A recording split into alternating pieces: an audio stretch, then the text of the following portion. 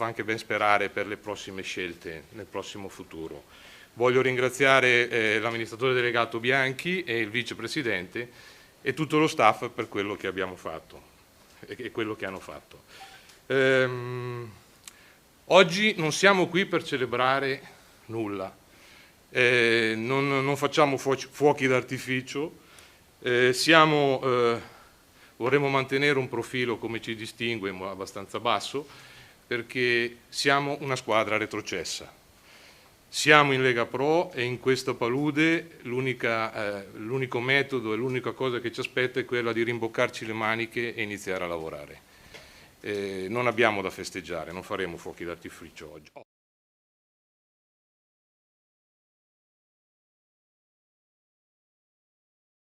Proclami, penso che ci sia bisogno di fatti concreti per arrivare a dei risultati. Questo è uno dei primi fatti. Oggi siamo qui grazie alla presenza di Sean, siamo qui per questo primo fatto. Il direttore sportivo per noi è la testa, il vertice di tutto l'aspetto sportivo e tecnico della società.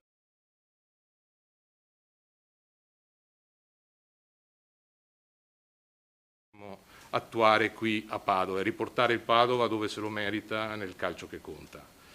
L'obiettivo che era stato descritto la volta scorsa è abbastanza chiaro, cioè costituire una compagine che sia competitiva, che riporti entusiasmo e soddisfazione qui a Padova, sempre tenendo conto di un criterio oggettivo di sostenibilità a lungo termine aziendale, quindi una società solida, e tutto questo nell'arco di 3 anni.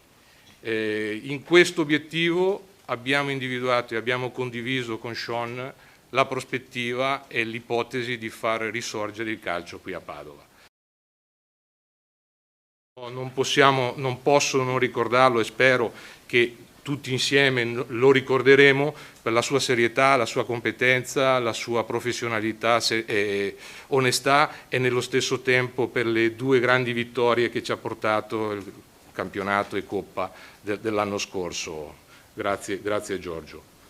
Prego, se volete fare... Per brevità, sì, se avete già delle domande da porre al Presidente o al Direttore siamo a disposizione.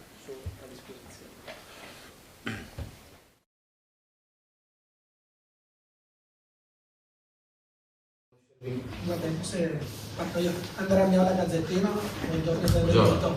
Grazie. Da Varese in poi lei è stato l'ultimo anno che ha fatto la C, poi ha fatto sempre Serie A e Serie B. Lei viene a Padova in una piazza che giocherà un campionato di Serie C. Certo. Qual è la molla che l'ha fatto accettare questa discesa di categoria? Ma è una domanda a cui rispondo molto volentieri, nel senso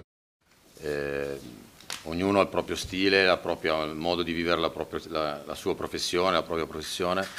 Io non oggi ho fatto questa scelta, ma già in passato la mia scelta personale è di accettare una sfida e lavorare in una società dove professionalmente posso fare il direttore sportivo. Non ho mai più voluto decidere in base alla categoria, ma la prima mia scelta è sempre stata il modo in cui una società, un presidente o una proprietà ha bisogno di una figura che può fare il direttore sportivo. Probabilmente non sono nato o portato per fare la figurina magari in categorie importanti. Quando ci sono stato in Serie A o in Serie B ho lavorato come quando ho lavorato in Serie C, quindi la mia scelta di scendere in categoria, io non mi sento di aver accettato una cosa che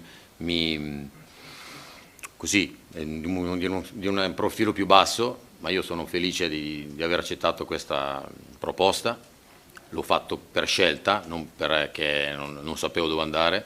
Ho preferito venire in una società che ha puntato su di me e mi ha fatto entrare dalla porta principale e magari non andare in Serie A e entrare da una porta secondaria. Questa penso che è stato sempre così nella mia carriera di direttore sportivo e continuerà così.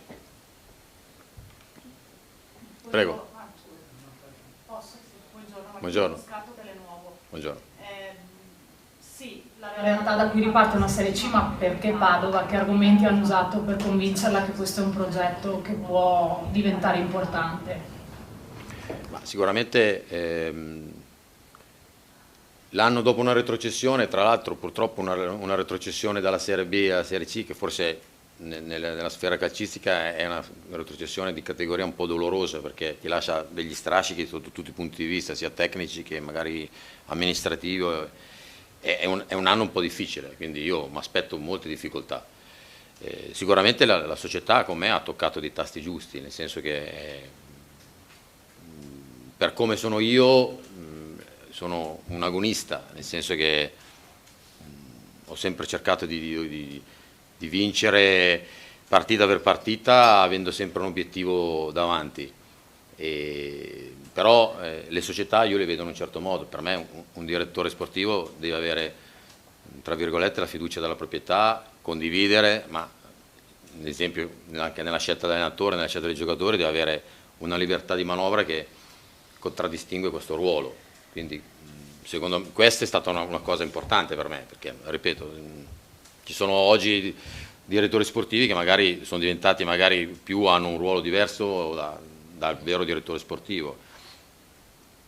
Io non giudico gli altri, però con me stesso ho sempre cercato di rivendicare una libertà di professione che secondo me la dignità professionale è la base di tutto. Grazie. Prego. Sono Stefano Edel del Mattino di Padova. Buongiorno. Io ho bisogno di chiedere una cosa relativa già a quello che è il suo lavoro, la sua impostazione della sua filosofia. Sì. Questa è una squadra che è stata fatta quest'anno molto sui prestiti.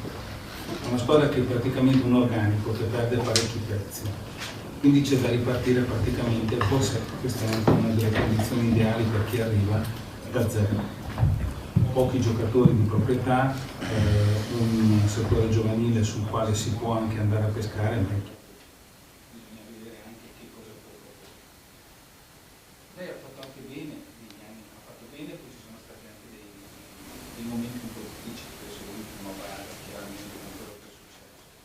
Io le vorrei chiedere su che cosa pensa di puntare, perché una delle maggiori critiche che abbiamo mosso, che sono state mosse da una piazza che è giustamente esigente, è quella della mancanza di senso di appartenenza, cioè molti giocatori non hanno giocato per la maglia, cosa che invece molto spesso viene chiesta. A lei è stato chiesto un progetto triennale, firma un triennale, credo che nella storia del calcio Padova chi come noi ha qualche punto, sì, Capello Bianco non sia così facile aver fatto sottoscrivere un direttore. Diciamo che io penso di essere stato anche uno di voi che ha rotto i contratti triennali. Io Palermo ci sono 6 mesi, quindi alla fine i contratti si fanno e si rompono. Io non sto sicuramente in un posto dove non trovo il feeling con l'ambiente, con la proprietà, o che magari, io spero che questo sia un percorso lungo, vengo con grande motivazione, però siccome non sono più, tra virgolette, di primo pelo,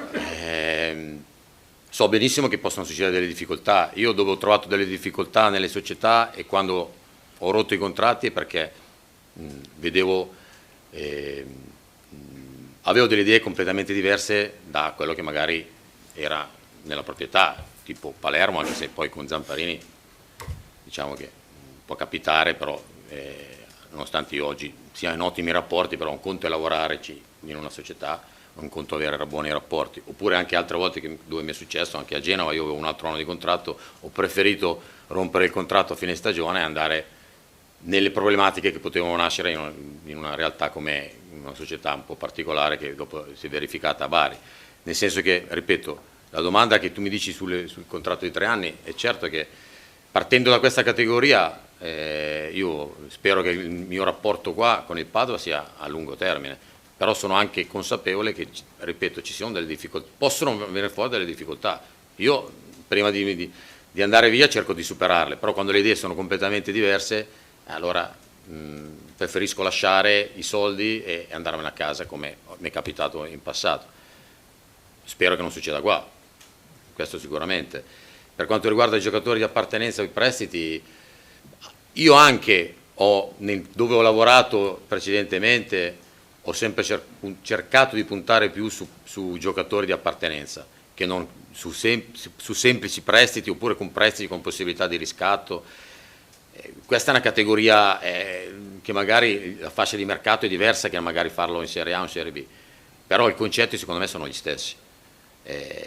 L'appartenenza alla maglia, penso che non mi va neanche di, tra virgolette, di ostentarla, perché per me è la base di tutto, cioè la maglia deve essere tutto per un giocatore, onorare la maglia e sudarla, secondo me è la cosa deve esserci quotidianamente, ma non solo in partita, anche negli allenamenti.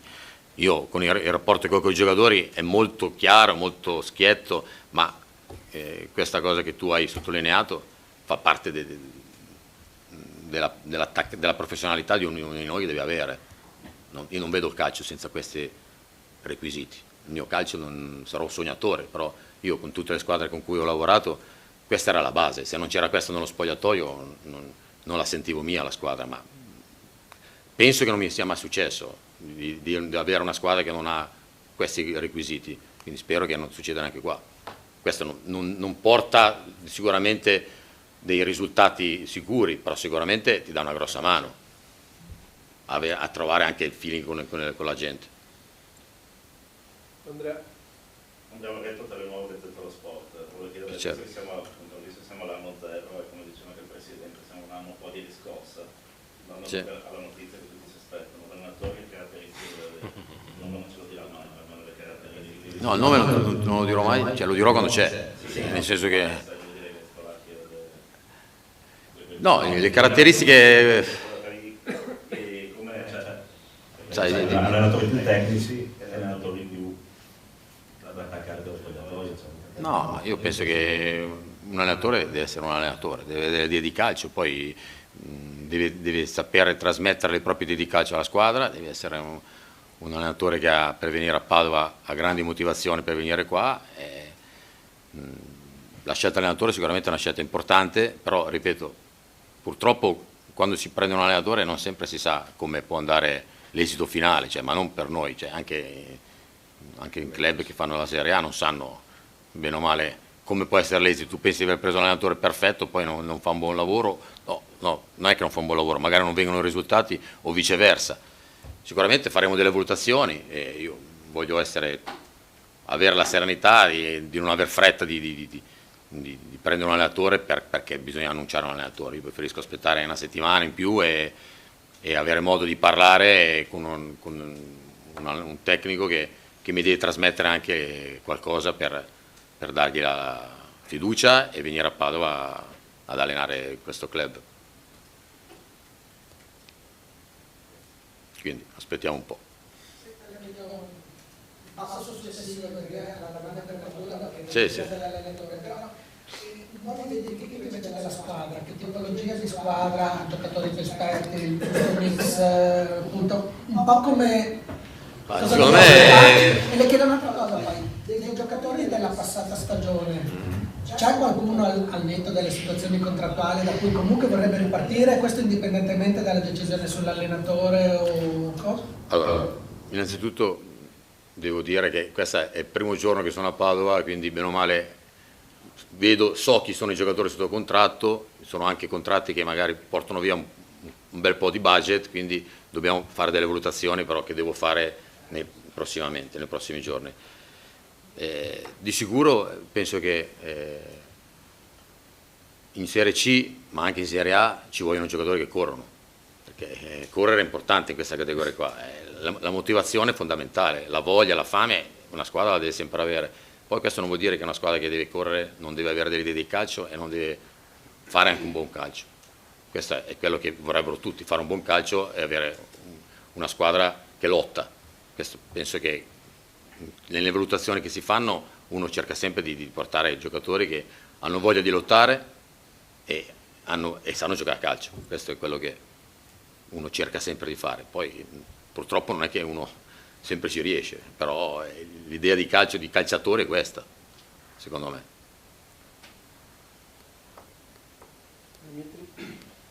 Buongiorno, benvenuto. Volevo chiederti, in fatti finora possono essere fra la rosa dei tecnici, cioè Zironelli e Mandolini, che potresti valutare, oppure li dobbiamo escludere?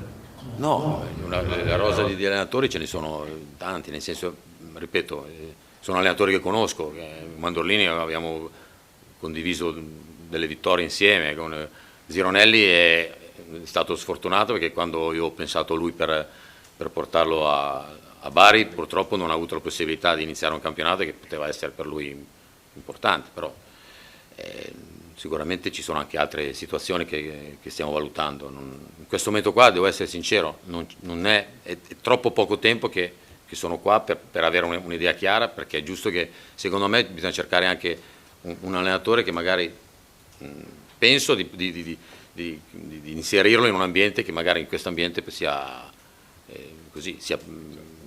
più idoneo che magari in altre situazioni. Cerchi un nome adatto alla piazza sostanzialmente? No, questo no, secondo me uno deve prendere un nome di un allenatore che pensa che possa fare un buon lavoro, non tanto per un discorso di piazza. La piazza deve essere, penso che quando vede che un allenatore fa giocare bene la squadra e è una persona seria, questo deve apprezzare la piazza di un allenatore, secondo me. Ci vuole un po' di tempo per scegliere l'allenatore. Io in questo momento qua, ripeto, ci sono varie situazioni che vanno analizzate bene prima di prendere una scelta definitiva. Preferisco, non perché non voglio sbilanciarmi, perché non voglio capire bene le priorità sulla griglia degli allenatori, come dici tu. Oggi non c'è una persona avvantaggiata sulle altre. Però Mandolini è già stato qua, conosce la piazza ed è stato molto apprezzato. Quando andò via nel 2007 fu una sorta di avventura incompiuta. Lui andò via perché lo chiamò la Serie A. Certo. Se no, qui aveva il contratto, era stato confermato, aveva un ottimo rapporto, quindi magari potenzialmente può partire un passo avanti perché conosce già la realtà, ecco, certo. E poi lei ha lavorato a Verona facendo quello che ha fatto. Certo, giusto. Direttore, volevo chiedere, hai lavorato spesso, hai guardato anche all'estero spesso, visto che c'è questa possibilità tra le varie propagini dell'impero calcistico di uguaglianza anche nell'ENS e Millonarios, potrebbe nascere qualche collaborazione, oppure chiedere al Presidente, che è stato scelto lui anche per questa peculiarità? Guarda, per quanto mi riguarda, io penso che, ti dico, io mi sono un po' stupito che l'anno scorso non ci sia stato un giocatore dell'Ans che giocava nel Padova, perché penso che, secondo me, potrebbe esserci una sinergia vantaggiosa per il Padova, nel senso che il calcio francese è un calcio, secondo me, molto innovativo, dove ci sono dei prospetti di giocatori anche giovani molto interessanti. Io conosco abbastanza bene il calcio francese, quindi non ti so dire se quest'anno ci sarà un giocatore dell'Ans che viene a Padova o viceversa, però sicuramente io penso che sfruttare questa conoscenza e questa possibile sinergia sia un fatto molto positivo per Padova. Per completare questa domanda, cioè dal nostro punto di vista a livello del societario, nell'analizzare i vari profili, con Sean abbiamo individuato sicuramente una grande apertura al calcio a tutto tondo, quindi non solo all'Italia ma anche all'estero, e questa era una delle condizioni che anche avevamo previsto da tenere in considerazione, perché l'aspetto solo regionale o l'aspetto solo nazionale senza tenere in conto anche gli altri aspetti è qualcosa che consideriamo limitante, per cui... Anche se devo dire, scusi Presidente, anche se devo dire la verità, anche quando io ho parlato con il proprietario, con Ugerlian, mi è stato anche chiesto che lui, cioè mi è stato anche portato avanti un discorso che lui tiene molto al settore giovanile del Padova, quindi una cosa che lui mi ha sicuramente evidenziato è stato che lui ha piacere che al di là del discorso di sinergia con la Francia ci sia la voglia di far crescere il settore giovanile a Padova. È normale che ti dico questo perché per esperienza, quando sono stato in club dove il settore giovanile, a volte il settore giovanile se ne parla perché un pochino, capito, sembra sempre che parlare di giovani uno pensa fa piacere, però da come me ne ha parlato lui mi ha dato la sensazione che lui crede in questo obiettivo, e per una società di solito quando si parla di settore giovanile, ma non si parla, si fa nel settore giovanile, è un segnale positivo, perché per ottenere dei risultati a livello giovanile ci vogliono degli anni, non è che sono immediati. Chi pensa solo alla prima squadra, ho imparato un pochino a diffidare, perché vuol dire che è una cosa one shot, nel senso che un anno va bene o non va bene. Invece pensare di migliorare il settore giovanile e il far crescere il settore giovanile di un club vuol dire che c'è la voglia di fare calcio in questo club negli anni. Almeno a me è capitato sempre così. Gabriele? Buongiorno. Di Padova Gol, volevo chiedere se ha portato anche Fabio Gatti, con cui ha già lavorato in passato, volevo sapere che ruolo svolgerà. Fabio Gatti ha lavorato con me nelle ultime mie avventure di club, a Bari, a Verona, e sì, verrà a lavorare qua a Padova, quindi ha già raggiunto un accordo con il Padova, e è normale che, siccome è una mia persona di fiducia, ma è un ragazzo molto competente, in base a quello che ci sarà bisogno qua in società sarò più preciso nel darvi la sua funzione. Di sicuro è un ragazzo che sa fare il capo scout e probabilmente farà questo, ma è anche un mio braccio destro, che è un collaboratore fidato, che può essere una risorsa per il Padova, sa stare in mezzo alla squadra, quindi è una risorsa sicuramente per il Padova. Presidente, io volevo fare una domanda a lei perché non ho ancora capito bene il passaggio suo e anzi della società, che mi preme a capire, a conoscerlo bene. Lei dice e dite, noi veniamo e abbiamo un progetto ambizioso. Ambizioso vuol dire cercare di vincere, non vuol dire capire, può darsi che sbagli. Poi dite, però lo faremo in 3 anni seguendo un settore giovanile, dando importanza al settore giovanile. Domanda, per fare un settore giovanile importante ci vuole molto tempo. Per fare un progetto triennale si può puntare a una programmazione diversa dal progetto ambizioso che voi dite. Mi può spiegare cosa vuol dire ambizioso? Volete vincere subito, anche se poi è difficile vincere, oppure va bene anche vincere fra 3 anni? Perché mi sembra un po' ambiguo questo discorso ambizioso o meno ambizioso. Se me lo può chiarire gentilmente. Sicuramente vogliamo fare un progetto ambizioso. Abbiamo preso un direttore sportivo che, come giustamente si è definito, un direttore sportivo agonistico. Agonistico significa, mi sembra, che si voglia vincere, che si può. Io voglio vincere la prima partita di campionato, perché a me parlare di progetti a me non piace, devo essere sincero, scusi se mi interrompo. A me parlare di progetti non è il mio, nel senso che io sono un uomo di calcio. Sì, certo. Se è un progetto di 3 anni o se è un progetto ambizioso di vincere subito, anche se vince subito è difficile, perché mi sembra che il direttore voglia dire no, io voglio vincere, io condivido.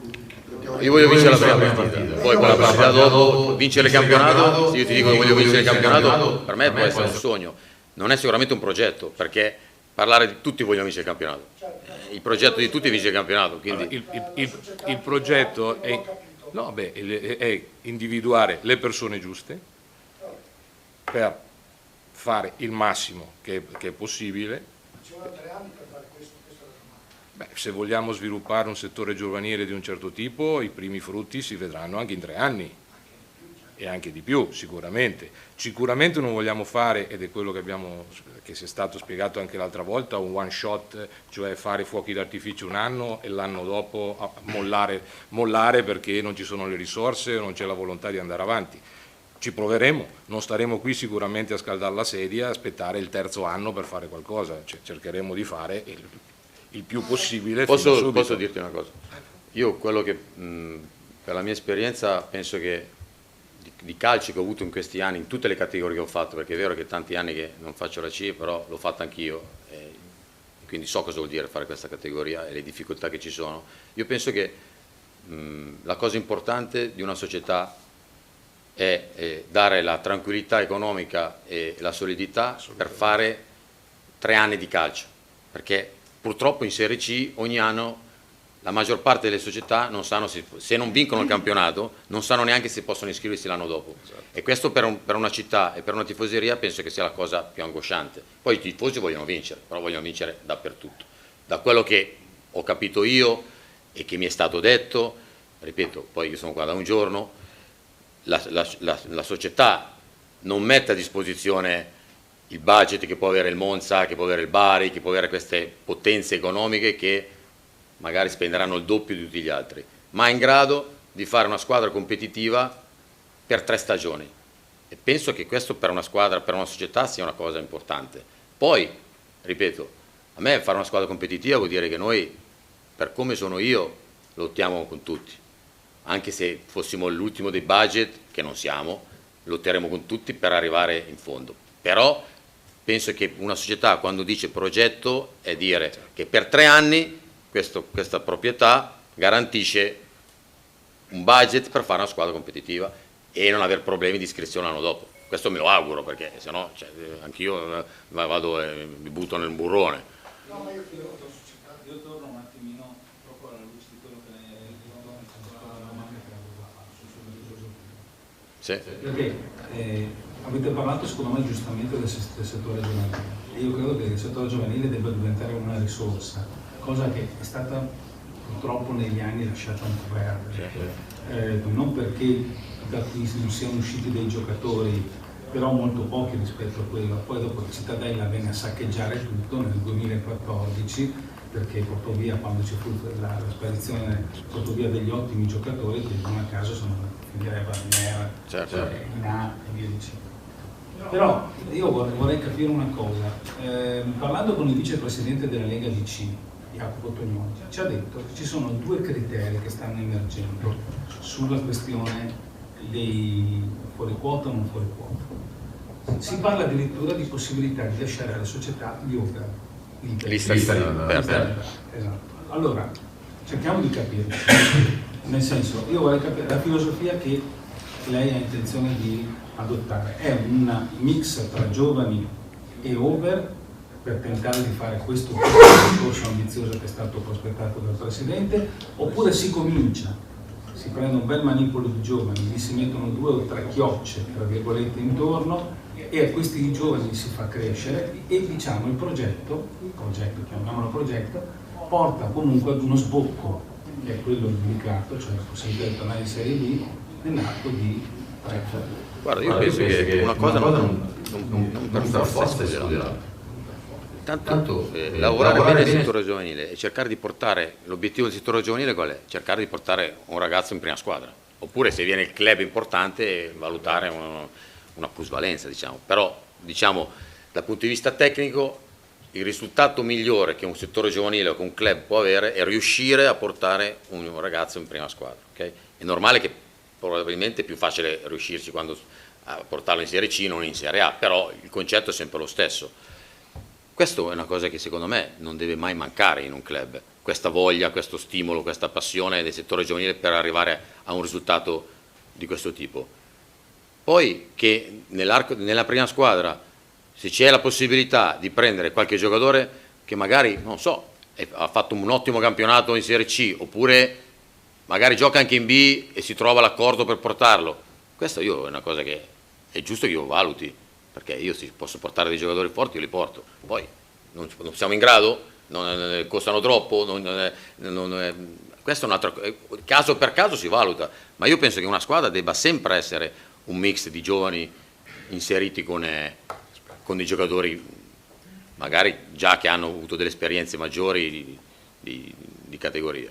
Io penso che una cosa non deve escludere l'altra. Poi secondo me, io credo molto nei giovani, però i giovani devono giocare se sono bravi. A me fare giocare un giovane solo perché è giovane, a me non è che mi interessa tanto, devo essere sincero.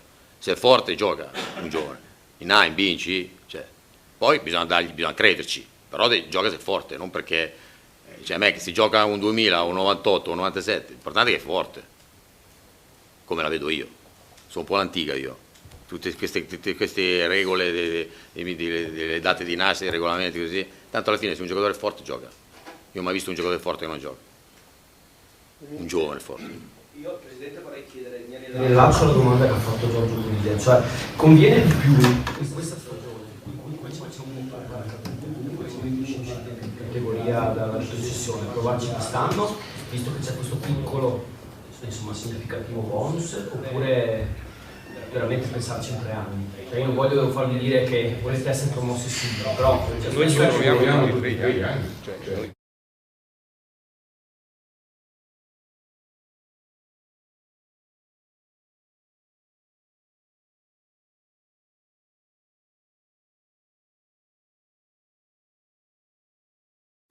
Il problema è che c'hai dei contratti che il budget oggi è già quasi finito con quelli che sono sotto contratto.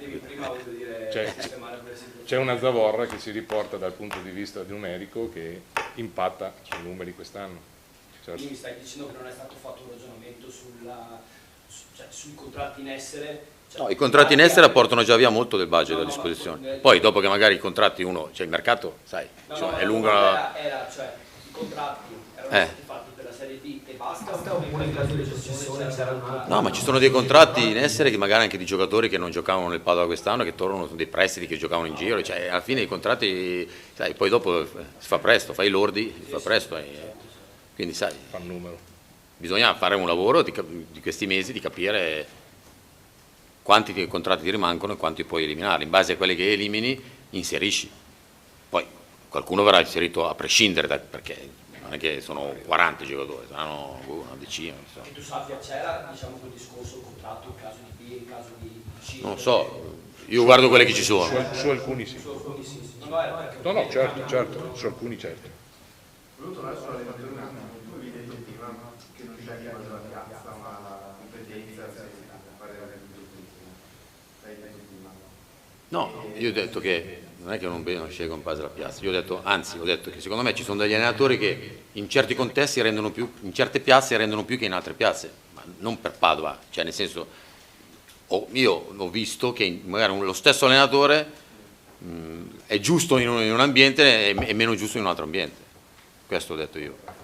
L'ultima volta che hai scelto, effettivamente hai scelto Zinelli, che poi non hai avuto la possibilità di lavorare con lui, possiamo dire, quindi... Lì era una scommessa. Però io lì volevo fare una scommessa, perché volevo prendere un allenatore in una piazza che non era conosciuto, che avesse un calcio un po' fuori dagli schemi, e volevo portare un allenatore giovane, sconosciuto, perché in quel momento lì non sapevamo, non si capiva che tipo di progetto, ancora questo progetto, che tipo di calcio si poteva fare, e allora ho detto voglio prendere un allenatore che viene dalla C, sconosciuto, lo porto in Serie B a Bari, perché sono convinto che può fare qualcosa che può magari far vedere di qualcosa di diverso. Se portavo un allenatore importante, non potevo, in quel momento lì, la scelta, non potevo promettere determinate cose che non si sapeva neanche la società chi era o cosa faceva.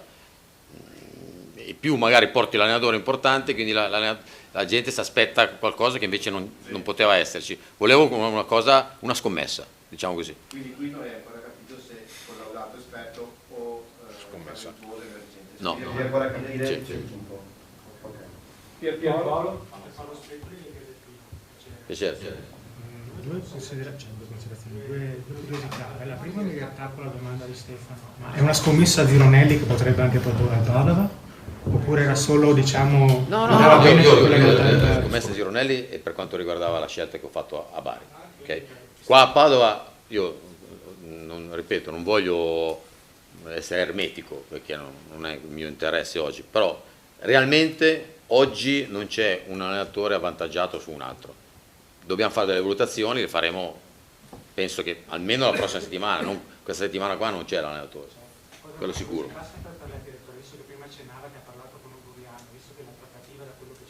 Riferito, l'ha fatta principalmente faccia a faccia con la dottoressa Bianchi. Ha avuto modo di incontrarlo, Burliano? Sì, come?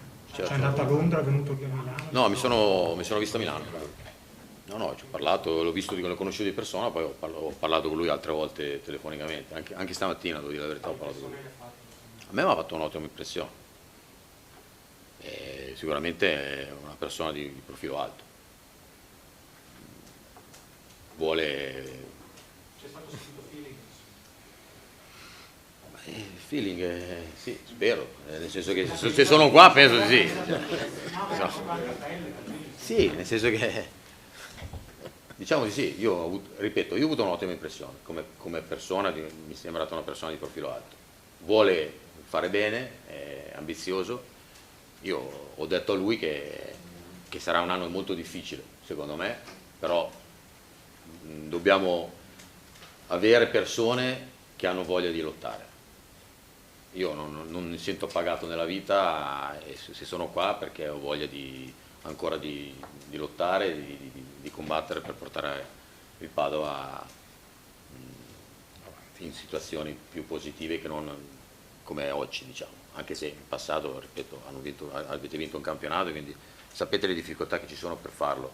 Purtroppo ogni anno è un anno diverso, però io credo molto nella gente che ha fame, che ha motivazione e che vive per un obiettivo. La mia vita è sempre stata così.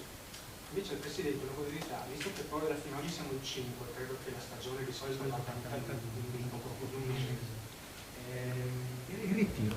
Masen di gioco credo che sia stato già bloccato, no? Certo. Però sì, c'è la possibilità di una riflessione di cambiare sede?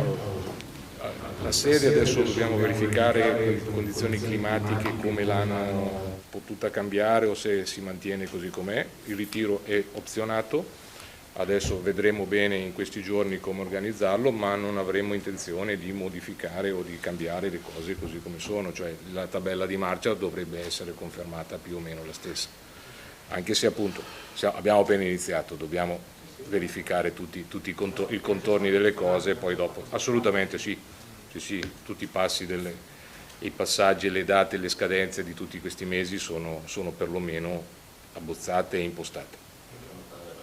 Stefano? Una domanda per il direttore, buongiorno. Ciao. Per quella che è la sua esperienza, secondo lei ci sono delle possibilità di un ripescaggio in Serie B o non ne vuole sentire parlare, non ci ha neanche pensato? Guarda, penso che il Presidente sappia più di me, nel senso, a me non è stato aspettato questo. Poi se dopo cambia qualcosa, che ci sono delle difficoltà in qualche squadra di Serie B per l'iscrizione, sicuramente mi fa un favore a me, però anche a voi.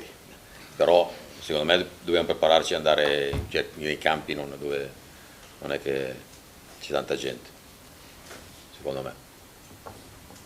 Prego. Due cose personali, lei è un figlio d'arte sia come giocatore che come direttore sportivo. Da un pezzo però.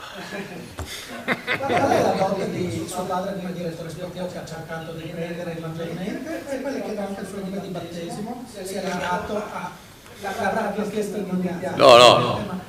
Diciamo che forse sono cresciuto con un modello che quando qualcuno tornava a casa che era incazzato nero e non diceva una parola, perché vuol dire che la partita non era andata bene.